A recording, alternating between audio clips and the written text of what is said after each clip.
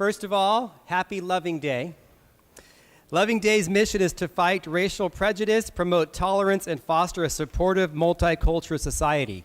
You may ask, what is Loving Day? Well, 50 years ago today, the Supreme Court ruled in a landmark decision in favor of the Lovings, a couple who just wanted to marry each other in Virginia. They were arrested in their homes in 1958 in Southern Virginia because they were an interracial couple. Believe it or not, the sheriff took them to jail and says, you know what, I will release you from jail if you leave the state and don't come back for 25 years. So they decided to go up to Washington, D.C. They missed their family.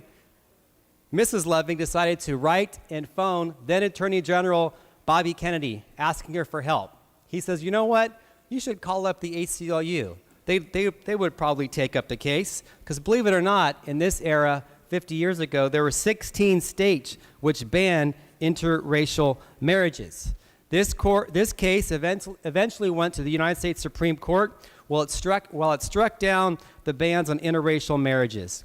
California played a special role in this issue as well. 10 years earlier, leading in the issue with the Andrea Perez and Sylvester Davis case. In California, in 1948, they ruled that interracial marriages should not be against the law and allowed an African-American man and a Mexican-American woman to marry. California's legacy in this was also cemented in the landmark marriage equality decision in 2015, focused on the Lovings, that marriage is about one loving another individual regardless of one's gender, sexual orientation, or race. If you look around this floor, a number of us today are like California.